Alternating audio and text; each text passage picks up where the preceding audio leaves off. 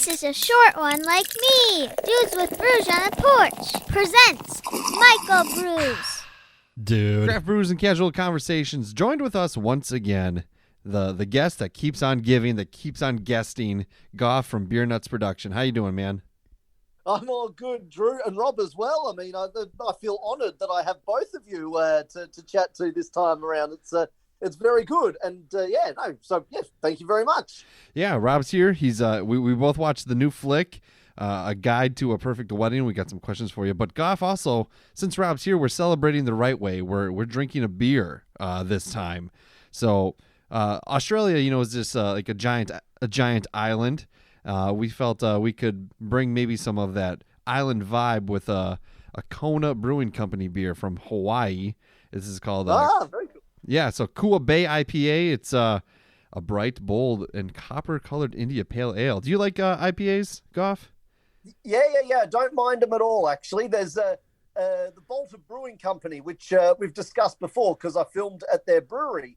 They're famous for their IPAs. And it's ironic because Mick Fanning, the world surfing champion here in Australia, he owns Bolter Brewing Company. So, I mean, surfing Hawaii, there's kind of a vague link there. So, yes. Yeah, and there's even a surfer on the artwork. So look at that. It's all coming together. But this has like piney hops, spices, and a subtle caramel maltiness, it says. It's 7.3 ABVs, 68 on the IPUs. I tried it already, and I can definitely taste. I know you can't taste it, Gough, because you don't have it. But imagine that bitterness and it's like a sweetness from the pininess. It's actually pretty good. That's very good. And what about you, Rob? What's your approval or disapproval? What's your opinion?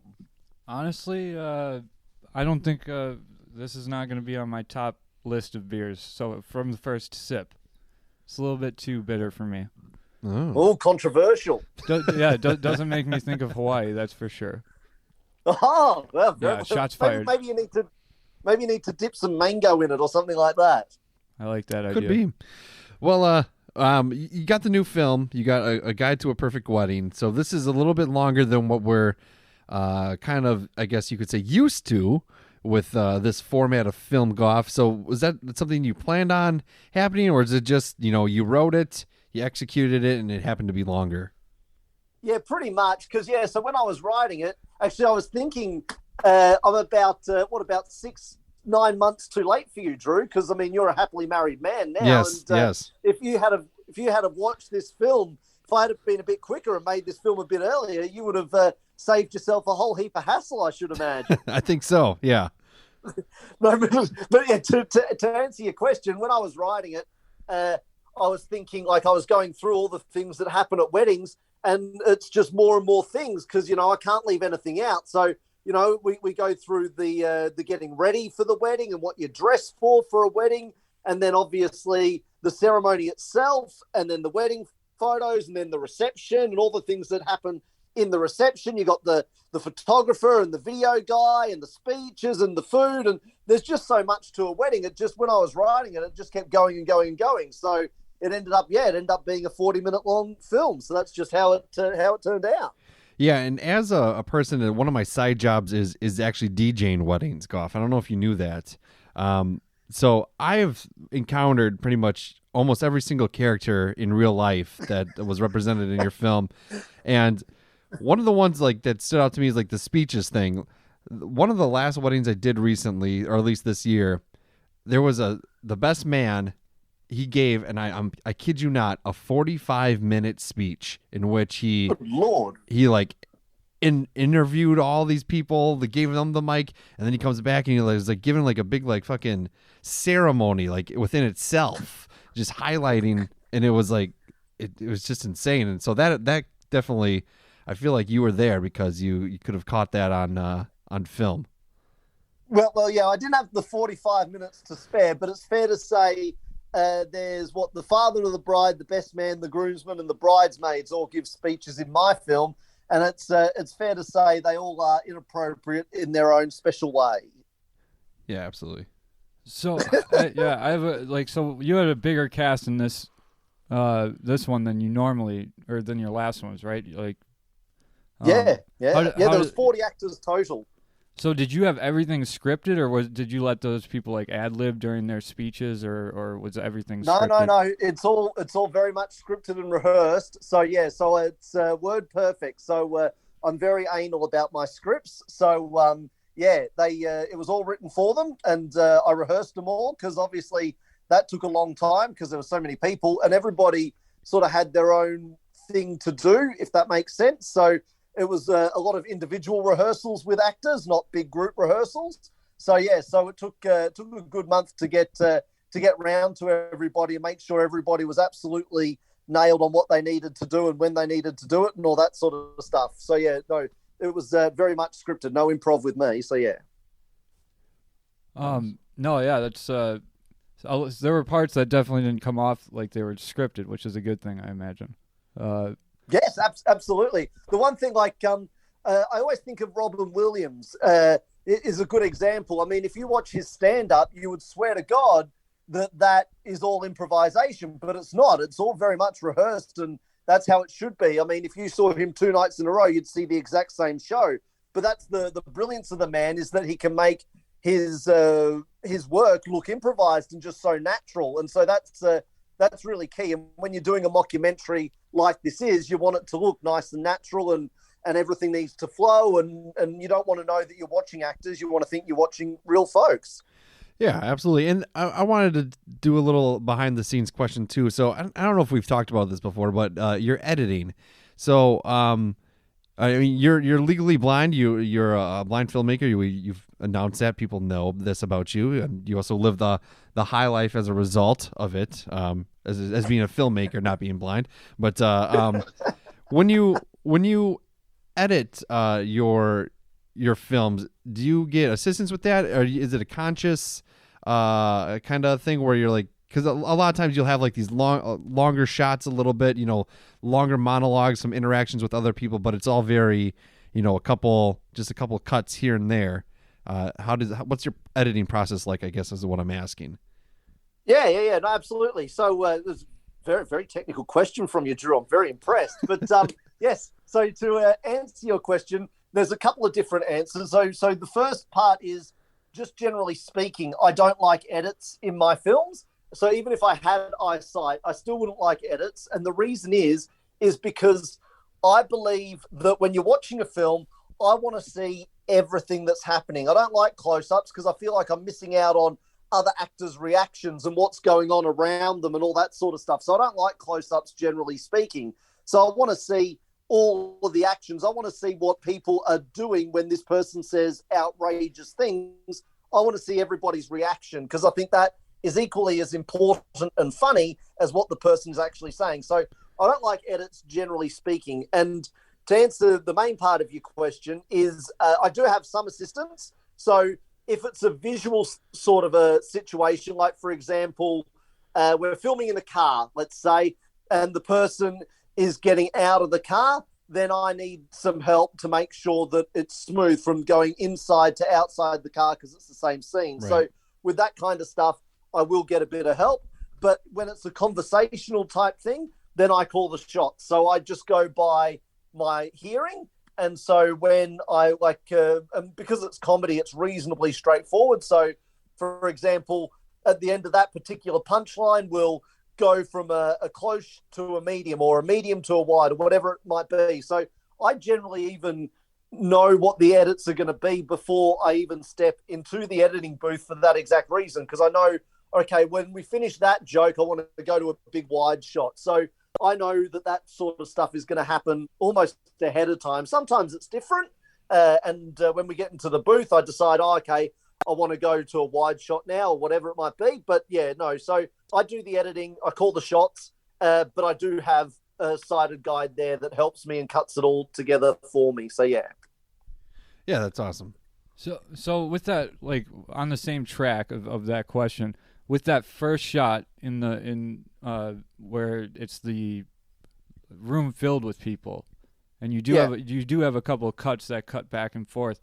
Did you use 2 cameras and film that all in one shot and then edit it together, or did you have to did you film it from one angle and then change the angles up? No, we had 3 cameras, and we did it all in one take, and we did 3 cameras. So that way, when you get to the editing room on the program we use, you put the audio track down the bottom, and then you put the 3 video tracks on top of it, and then you just sort of go through and delete the bits of video you don't want to see. So you're only left with the bits you do want to see. So yeah, so it's much easier using 3. I mean, if you've got the ability to use 3 cameras or 2 cameras, it's much easier to do that. So yeah, so we do 3 camera setup, and then like when we did our, I know Drew, you've seen some of the chat shows that I've done in the past, the 10 episode chat shows.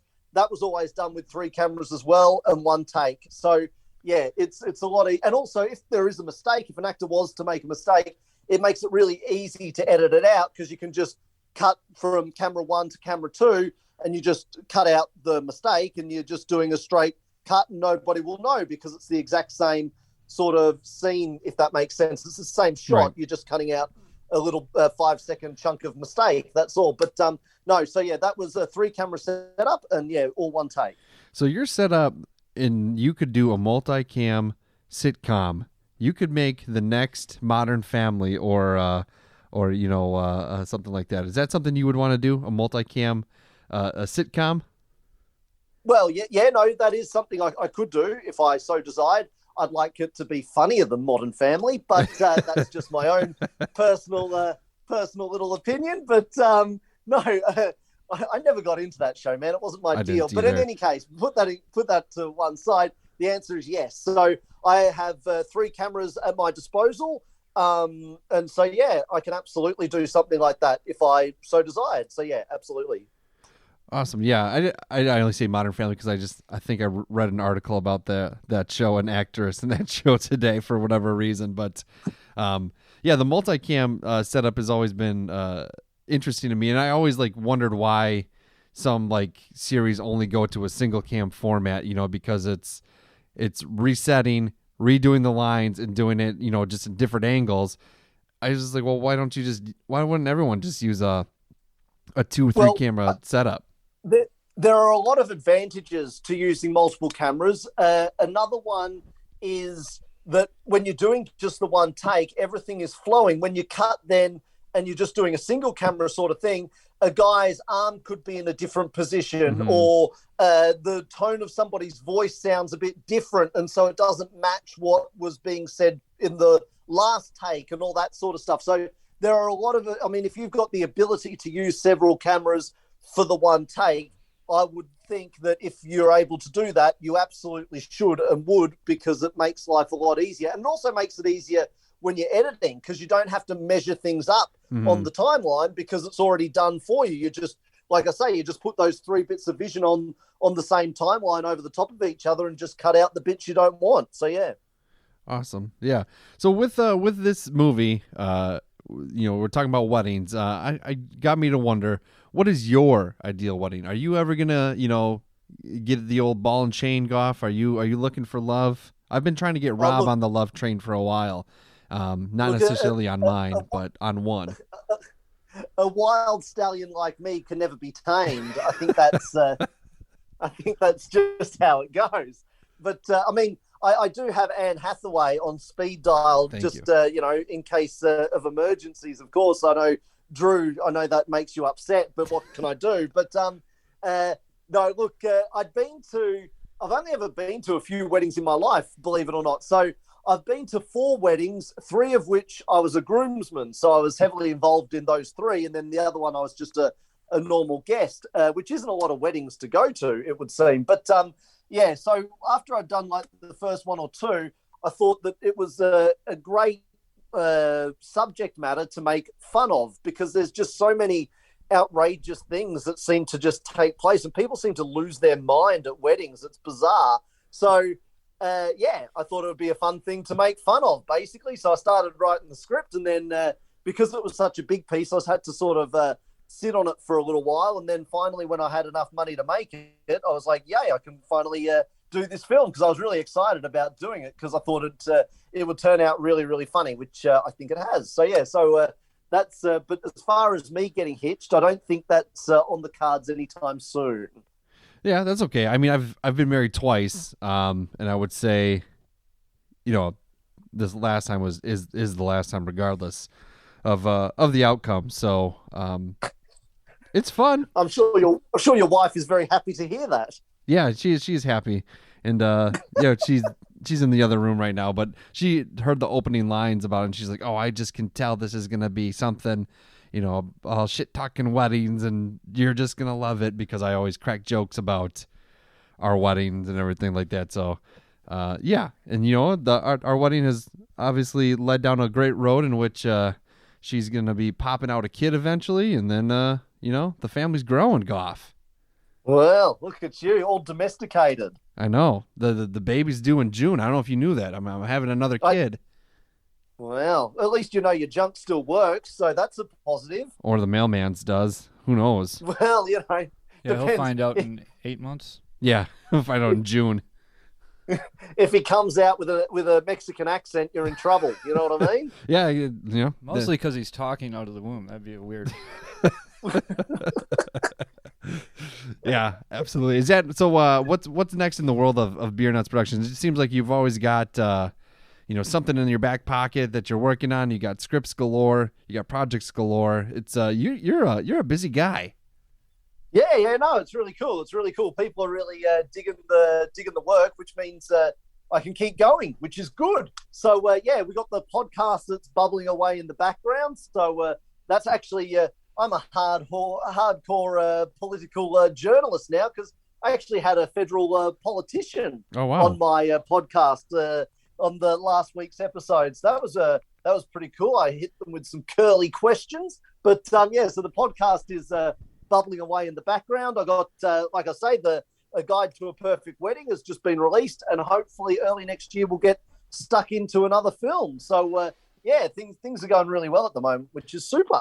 Awesome. And with this political guest that you had on your podcast, is the political climate in Australia as cloudy as that in America, would you say, or no? Well, define cloudy. Keep just in so I mind, know it's exactly quite cloudy in America. Well, in what way? Give me a bit of context, and then a lot of discourse, a lot of division. Oh yeah, no, 100%. Yeah, absolutely. So no, it's tearing families apart the lady here, I interviewed, the lady I interviewed is actually quite different in that her name's Fiona Patton, so people can look her up. She's the actual leader of the Australian Reason Party, and she's a sitting member of Parliament, and she's a former sex worker who then started advocating for the sex industry and became a lobbyist for the sex industry, and then started her own political party, which was called the Australian Sex Party, and then changed the name to the Australian Reason Party, and then she got elected into Parliament. So she's lived something of a colourful life. Her book is actually got a wonderful title. Her book, which I read, is called Sex, Drugs and the Electoral Roll. So, which I thought was a very nice title indeed. And so I read the book and sent her an email, and she came on the podcast, and she was really cool to chat to. That sounds pretty sweet. We got to get guests like that, Rob. Yeah. I got to say just real quick, it sounds like Australian politics are better there than here. Well, no, there's only the one sex worker in the Australian Parliament. There's not. They're not all former sex workers. That's what makes her unique, you see. But besides her, they're all the same as all the other morons that you see on the TV. So no, there's nothing special about our Parliament at all. They're all the same kind of dickheads that you have to put up with as well, unfortunately. There's some sex workers in U.S. politics. They just are paid to be quiet. That's like old Stormy Daniels. She was involved in politics for a very short time. I think politicians are all prostitutes, just not all sex workers, right? Isn't well, that how it works? This is a wonderful story, and it's in Fiona's book. I mean, I shouldn't be plugging somebody else's stuff. That's the wrong thing to do. But it's a very funny story. So when she first got elected to Parliament, you have to stand up and make your maiden speech and about what your agenda is going to be and all of that sort of stuff. So apparently a lot of the male politicians that were sitting around her were saying some pretty nasty, horrible, sexist, awful comments to her and texting their colleagues with some rather disparaging comments, let's say. And so she gets up and she opens her maiden speech with, I might be the first sex worker elected to Parliament, but I'm not the first member of Parliament to hire a sex worker. Yeah, that's very accurate. She sounds apparently great. that shut them all up pretty quickly, and they all behaved themselves from that moment onwards. So she put them in their box pretty quickly, which is pretty cool. You should make a documentary about her. I think that'd be great. Yeah, I think so too. Actually, I think she would make a good and very interesting film subject for whether it be a documentary or a one of those true story films that you see. So I think it would be a very interesting story because she's lived a very interesting life and a very good life. So I thought when I was reading her book, I thought the exact same thing as you. I thought that this would make a really cool film, but it might be a bit out of my budget range just at the moment. But you never know. You never know. Hopefully soon. One of these days, you're going to be on the red carpet gough of the Oscars, and you're going to be up for a nomination, and you're going to win for what it's worth. And I'll thank Drew and Rob from Dudes with Brews on a Porch, and everyone will go, "What the fuck are you talking about?" I'll say, "Hey, these fellas were with me. They came in on the ground floor. They didn't just jump on the bus at the end of the station. They were on the ground floor, baby. They were with me right from the beginning." Yeah, we saw How to Have a Perfect Wedding. Did you see that? That's it. Damn right. He taught us how not to do things at weddings. So, we've got a lot to thank him for. Yeah, absolutely. Well, Gough, plug everything you got, and let's get some people, where they need to be for all Beernuts Productions. Absolutely, man. So, just BeernutsProductions.com is your one-stop shop. So this is actually our 24th film. So if you go there, you can watch a Guide to a Perfect Wedding. We've got a bunch of we've started doing behind-the-scenes documentaries because they're really popular. So so if you jump onto the YouTube channel or onto the Beernuts website, you can watch a behind-the-scenes documentary for the wedding film we did and for the last 3 or 4 films as well. But all the films are up there. The podcast is up there.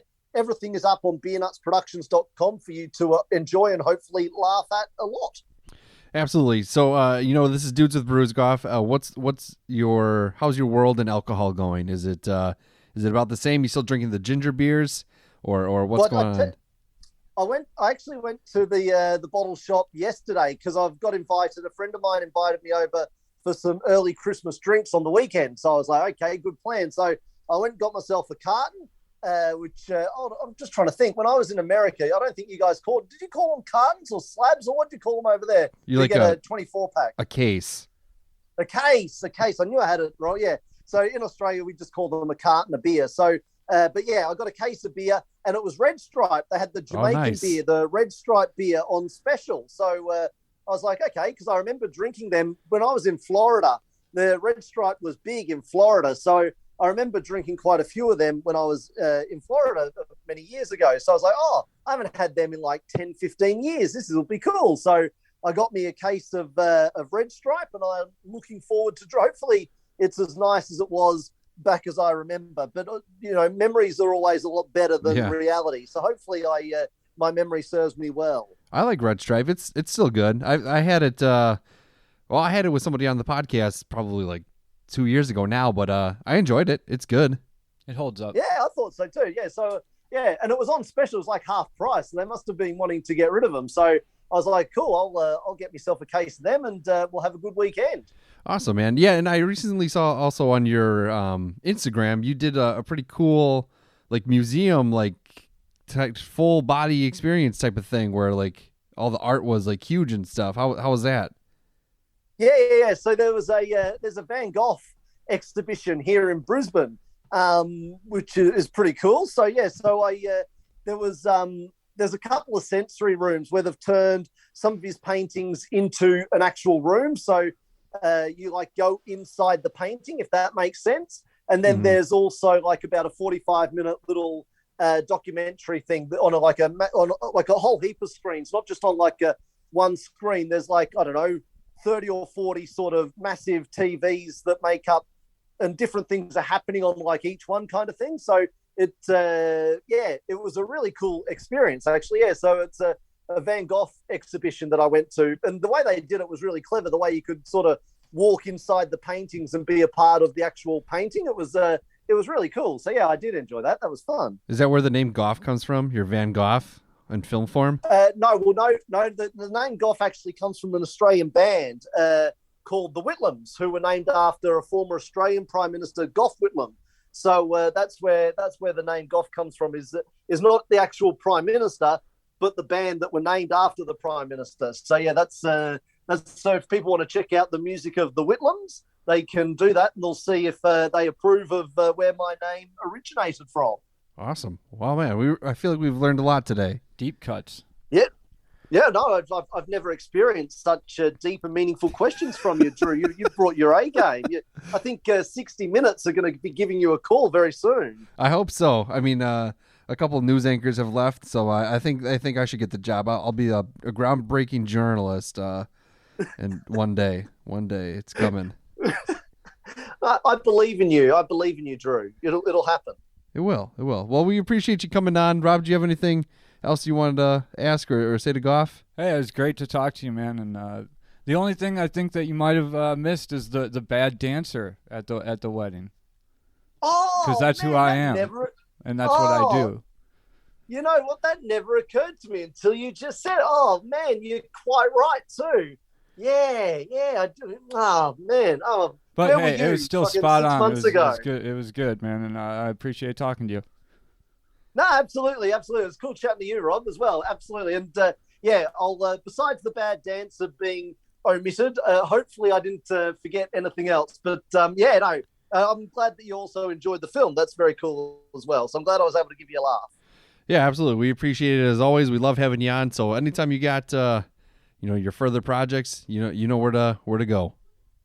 Absolutely, man. You're a good man. So, absolutely. Beernutsproductions.com. And thank you very much for having me back on the show. I really appreciate your time. All right. Thanks, man. Have a good one.